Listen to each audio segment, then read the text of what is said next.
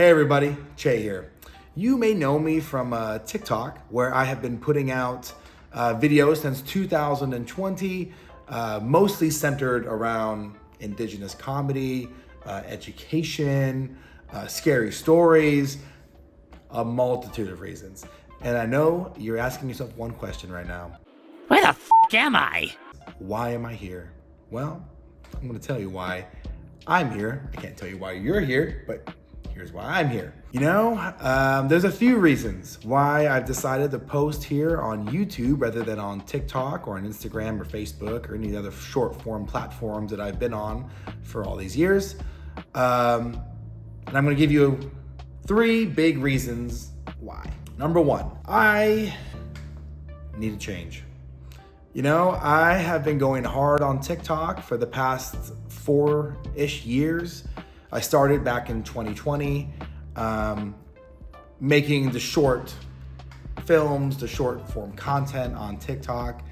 And, you know, I'm gonna be honest, I really did not think in a million years when I first started that I was ever going to get anywhere close to where I'm at. It kind of just happened. I've told the story multiple times, and maybe there's going to be an opportunity here in the future where I can kind of deep dive into like my story about how I got onto TikTok. The short of it is that it's kind of by complete accident and also just dumb luck. You know, TikTok at the time, let's be honest, the pandemic played a massive role into why a lot of creators made it on the TikTok or got their start on TikTok at that time. I'm no different. The situation of where we're at with the sickness and COVID and the pandemic, that's a lot of people at home. The entertainment demand for that type of content was really high. There was a void, there was a massive space and opportunity for indigenous creators to come on there. And I was one of those people that came on at the right time, and I had the right flavor of content, the right type of content, mostly through comedy, that was what people wanted. And so I really made it on there, you know, and when I started doing it, I went really hard for probably the first year and a half. I went really hard, guys. Holy shit, I'm hard. I mean, I was making like, man, I would say 2 or 3 videos a day. And I'm not even kidding you. For a long time, I really thought that that was my best course of action to get the most exposure, to get the most followers, was to be posting constantly. And I did that. I posted constantly. As soon as I had enough followers to start going live, I made at least one live every week, 2 or 3 videos a day for about 18 months straight. Again, a lot of trends and a lot of ideas and stories haven't really been told. So there is a abundance of things in my head that allowed for that to take place, that volume to take place. And so I capitalized on it. And it obviously paid off in a big, big way. But after 18 months of doing that, and I figured, you know, the volume is great, but I really want to start putting out higher quality stuff. More thoughtful stuff, more editing stuff, that kind of thing. And that's what I did. So I kind of slowed down. I was making, you know, it went from 2 or 3 videos a day to maybe 1 a day to eventually 1 every couple days, and then maybe like 1 a week. Over the next, you know, 2.5 years, I guess, you know, that's kind of what I did. But honestly, you know, doing it for 4 years with that high of a volume, with that type of, you know, honestly, pressure that I put on myself was extremely difficult, especially here in the later part of my time on TikTok. The last year or so, I've really come into more creative, you know, like more creator burnout, where for those of you who don't know what creator burnout is, it's where you literally just kind of run out of ideas. I just, you know, there's only so much you can do. There's only so many jokes you can dress up in different ways. You know, there's only so much you have to fire at that rate that you can do. I'm no different. I faced a lot of creator burnout in the later part of my time, and here over the last 2 months, 2 or 3 months especially, it's probably starting around December of 2023, I kind of hit a wall. And normally you hit a wall and then you ground yourself out, you take some time, go on vacation, you do something, and then you kind of get it all comes back and you're kind of re-motivated to do it.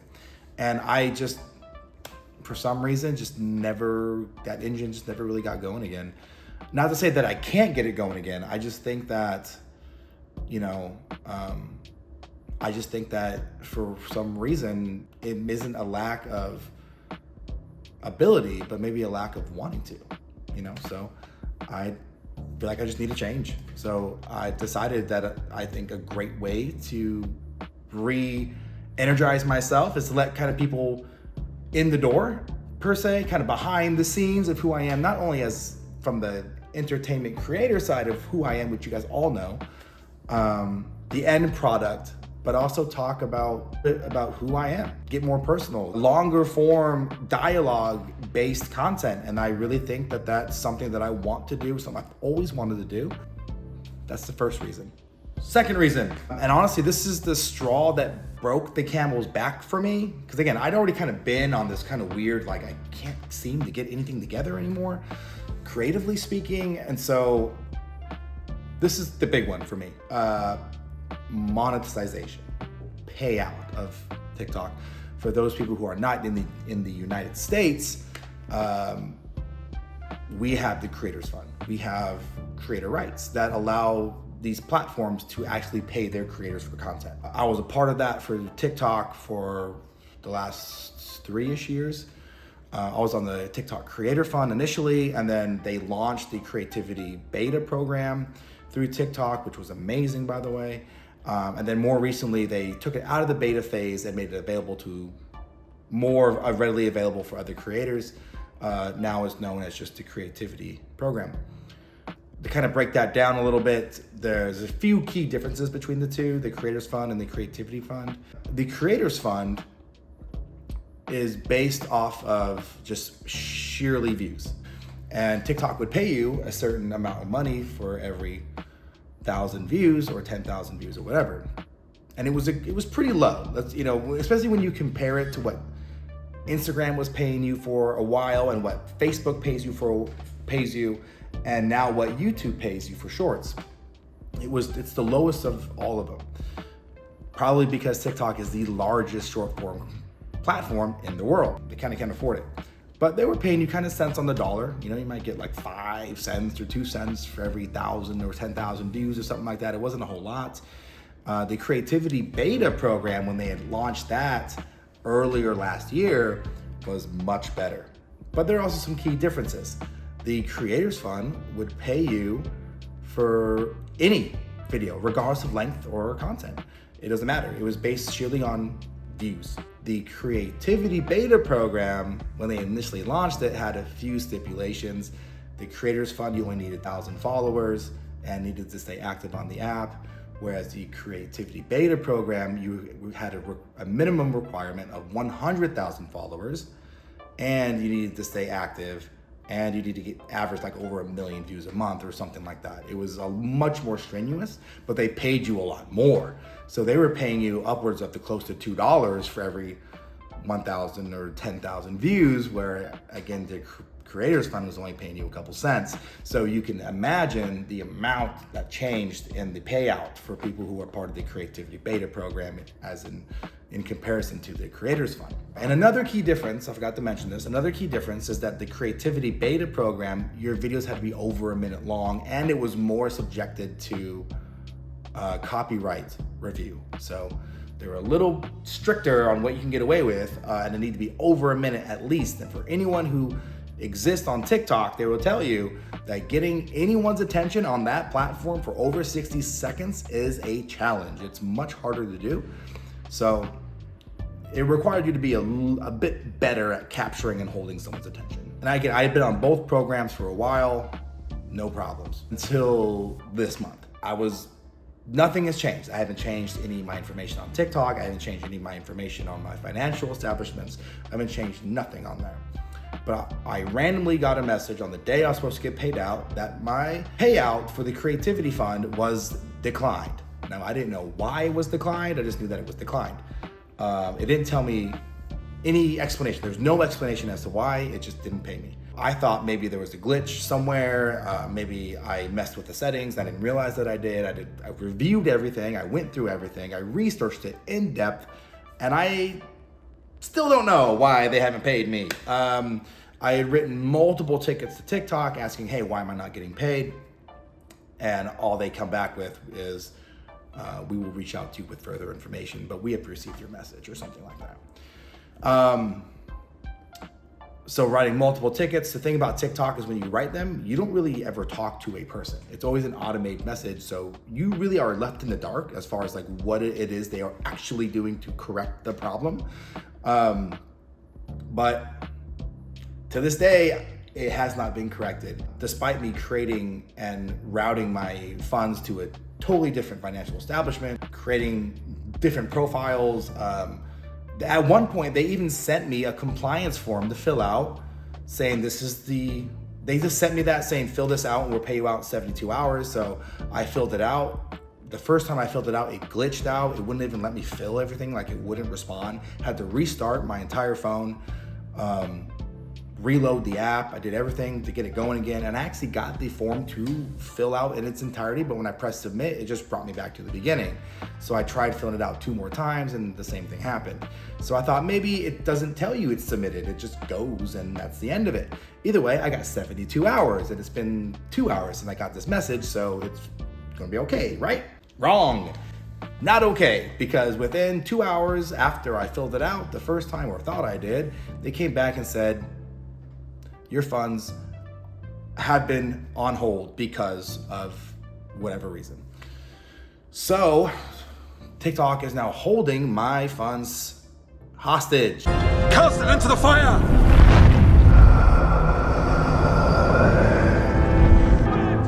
No. And I have no end in sight as far as what to do. I did research it. I reached out to a few people who have also experienced this. And they all told me that it took them upwards of 2 or 3 months before they were able to figure it out. And to be completely honest with you guys, when I'm facing the burnout and I'm facing now this financial thing with TikTok, I just don't know if I have it in me. I'm still gonna try. It's money left on the table, and it's money that I legitimately earned. But I just, it's a lot for me, it's a lot to juggle. And so I'm gonna keep trying, but I'm not, it's just kind of one of those things where maybe a transition is just the right time. And this is just, something that's a motivating factor for that. Reason number 3, and also just as important, but also when you combine it and compound it with the first 2 reasons, it just kind of makes sense. We don't know if TikTok's going to exist anymore, right? Let's be honest. We've all heard about the TikTok ban, right? It's been proposed once before, didn't get that far, and now they're proposing it again, and this time it's a totally different vibe to it. Of what nation are you a citizen? Singapore. Have you ever applied for Chinese citizenship? No, I did not. Do you have a Singaporean passport? Yes, and I served my military for two and a half years in Singapore. Do you have any other passports from any other nations? No, Senator. Have you ever been associated or affiliated with the Chinese Communist Party? No, Senator. Again, I'm Okay. Singaporean. Okay. Have you ever been a member of the Chinese Communist Party? It definitely feels like it's probably going to happen. The president, Joe Biden, had said that if it passes through Congress and then the Senate, he's going to sign it. In which, if it's signed, that's the end, guys. I don't know what to tell you. That's the end. Listen, ladies, it's been real and it's been fun. But has it been real fun? I've heard of people trying to find bootleg ways around it or this or that or whatever. I certainly don't condone that, by the way. But what does that mean for people who get paid? What does that mean for people who have made this a lifestyle of theirs or make this a feasible income for their everyday life? People like me. And I just don't know if holding out hope that this is just going to figure itself out and that nothing's going to change is the right answer. I want it to be over and done with. I do.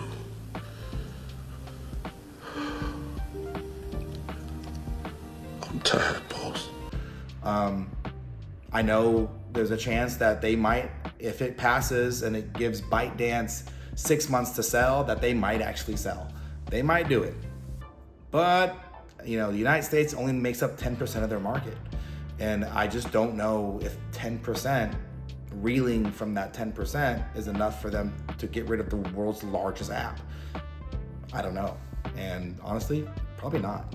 So I just don't have enough faith in that. And so moving over to YouTube, which has a great history of paying people on time, longer form content opens up my horizons much wider to have more meaningful dialogue, have conversations, let people in on who I am, all that.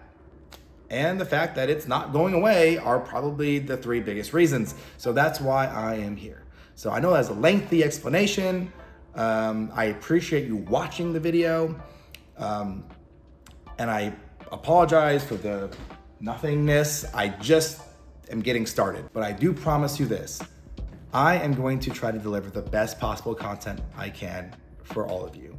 I appreciate everyone's support up until this point and moving forward. If you choose to, I graciously appreciate it.